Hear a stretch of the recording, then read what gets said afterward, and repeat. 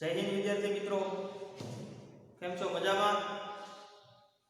આજે ફરી વખત આપણે સતકૃપા વિદ્યાલય દ્વારા ચલાવવામાં આવતા ઓનલાઈન એજ્યુકેશન અંતર્ગત મળ્યા છીએ.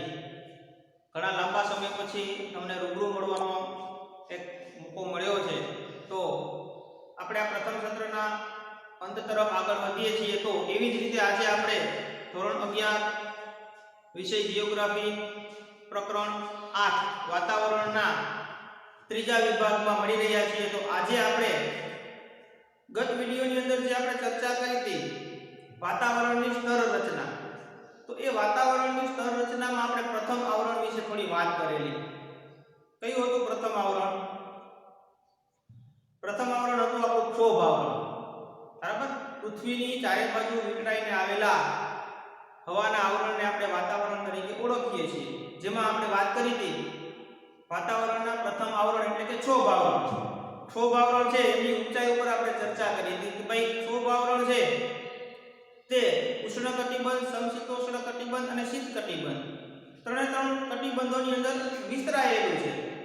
દરેક કટિબંધની અંદર એમની ઊંચાઈનો જે ગાળો છે તે થોડો આપણને અલગ અલગ જોવા મળે છે. ઉષ્ણકટિબંધ પ્રદેશ પર તે 16 કિલોમીટર સુધીની ઊંચાઈમાં વિસ્તરાયેલું છે. ત્યારબાદ સમશીતોષ્ણ કટિબંધમાં તે 12 કિલોમીટરની ઊંચાઈ સુધી વિસ્તરેલું જોવા મળશે અને શીત કટિબંધમાં તે 8 કિલોમીટરની ઊંચાઈ સુધી જોવા મળે છે.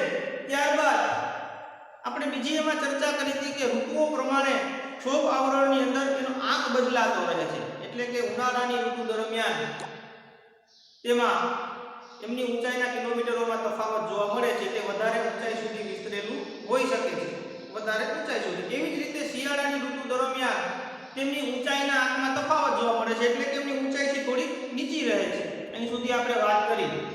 આવી જ રીતે વાતાવરણની સ્તર રચના અંતર્ગત આજે આપણે બીજા બે આવરણો વિશે થોડું શીખવાનું છે. જોઈએ આજના આપણા બે બીજા આવરણોમાં અહીંયા મેં લીધું છે સમતાપ આવરણ. જો વિદ્યાર્થી મિત્રો નામ ઉપરથી જે આવરણ વિશે થોડું આપણને ખ્યાલ આવી જવો જોઈએ. સમ એટલે સમાન, તાપ એટલે ગરમી. સમાન ગરમી ધરાવતો પ્રદેશ એટલે કે ઉષ્ણકટિબંધનો જે પ્રદેશ છે એ સમતાપ આવરણ સુધી આપણે ગણી શકીએ. પણ સમતાપ આવરણ જે છે એ ક્ષોભ આવરણથી ઉપર આવેલું છે. ક્ષોભ સીમા જ્યાં પૂર્ણ થાય, ક્ષોભ સીમા આપણે વાત કરી હતી કે ભાઈ એક જગ્યાએ તાપમાન ક્ષોભ આવરણનું વધતું અટકી જાય છે, તો એ વિસ્તારને આપણે ક્ષોભ સીમા તરીકે ઓળખીશું. ક્ષોભ સીમાથી 50 કિલોમીટરની ઊંચાઈ સુધી, હવે જે ક્ષોભ આવરણમાં ક્ષોભ સીમા આવેલી છે તેનાથી વધારે 50 કિલોમીટરની ઊંચાઈ સુધીમાં સમતાપ આવરણ છે વિસ્તરેલું છે. જે જગ્યાએ ક્ષોભ આવરણ પૂર્ણ થાય છે, જ્યાં ક્ષોભ સીમા આવે છે, તાપમાનમાં ત્યાં કોઈ ફેરફાર જોવા મળતો નથી, ત્યાંથી પછી સમતાપ આવરણની શરૂઆત થશે. સમતાપ આવરણ છે એ ક્ષોભ સીમાથી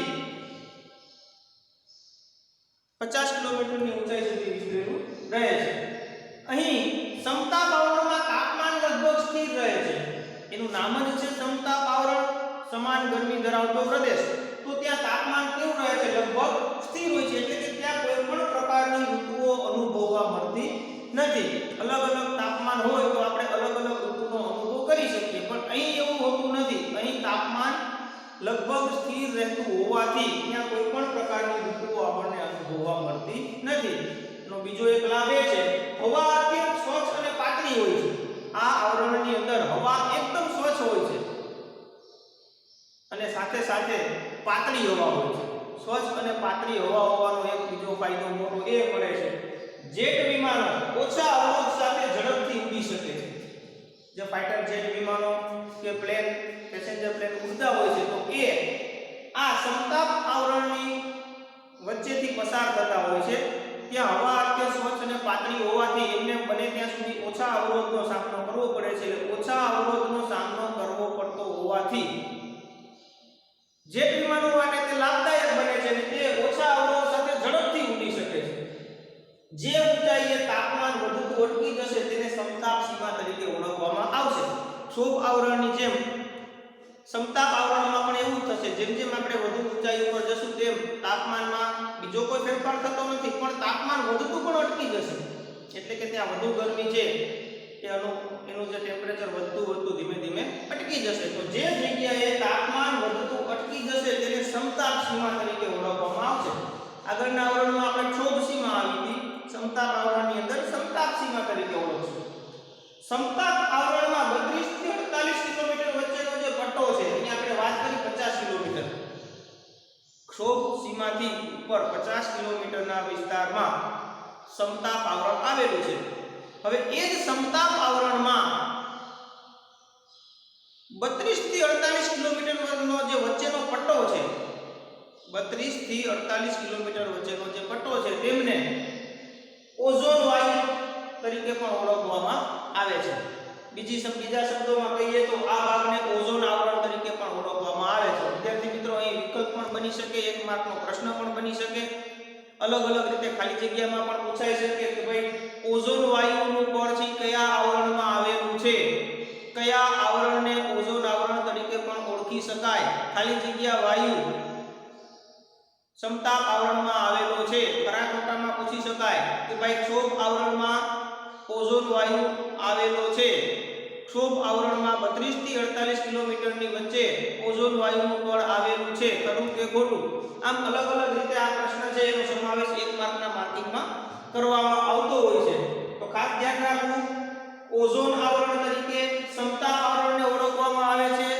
સમતાપ આવરણને ઓઝોન વાયુ ના પડ તરીકે ઓળખવામાં આવશે.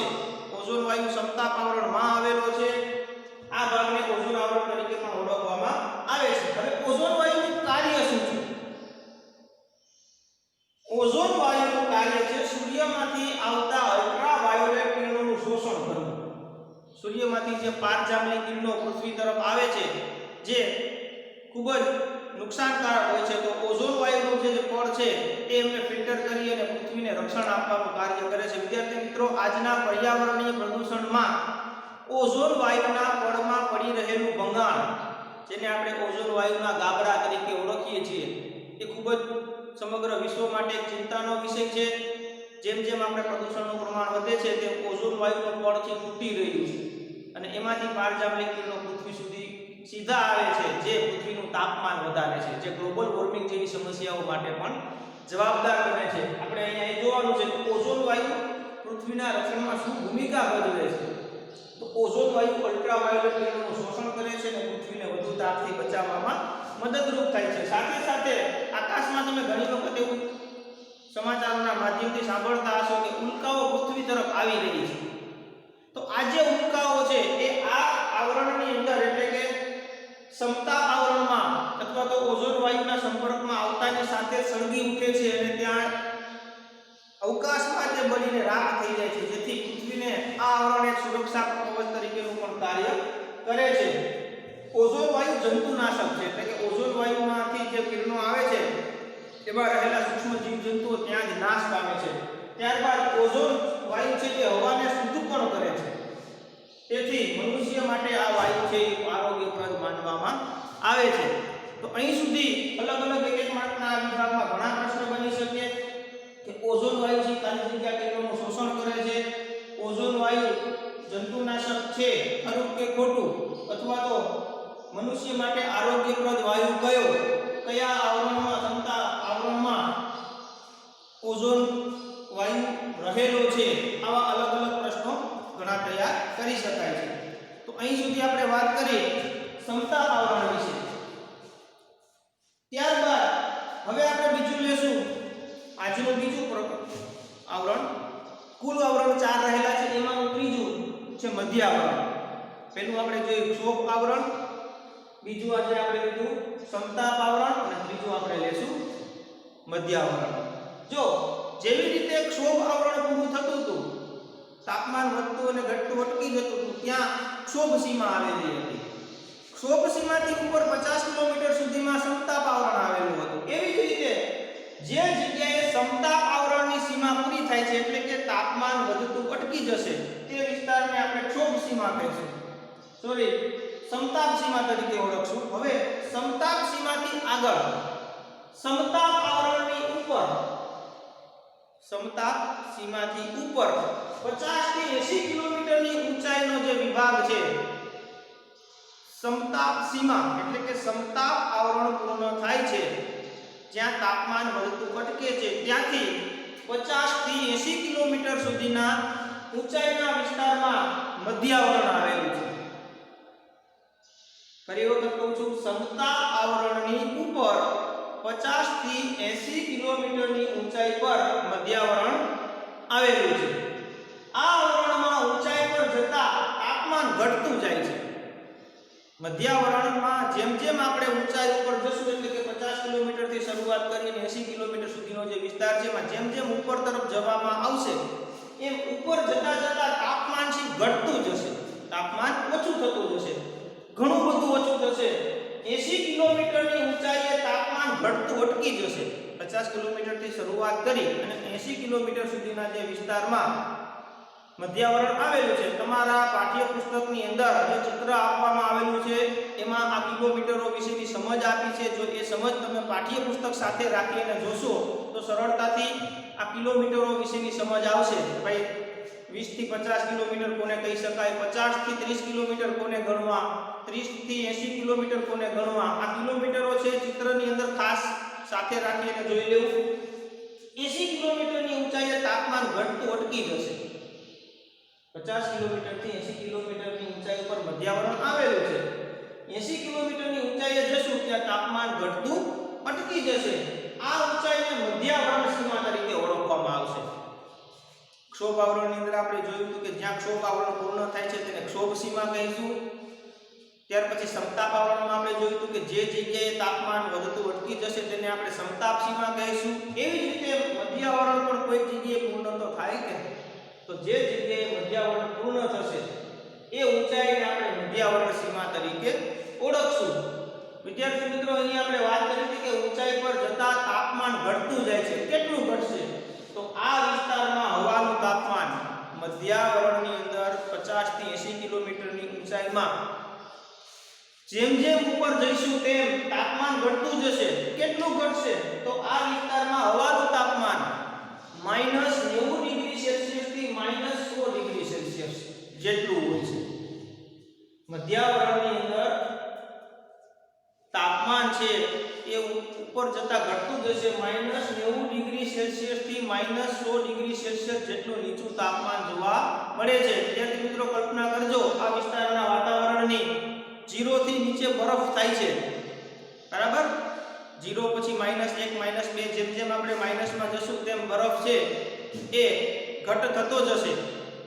તો અહીં તાપમાન છે -90 થી -100 ડિગ્રી સેલ્સિયસ જેટલું જોવા મળે છે. અહીં આજે આપણે બે આવરણો વિશે ચર્ચા કરી. હવે પછી આપણે એના ચોથા વિભાગ ઉપર આગળ વધશું. જય હિન્દ, જય ભારત.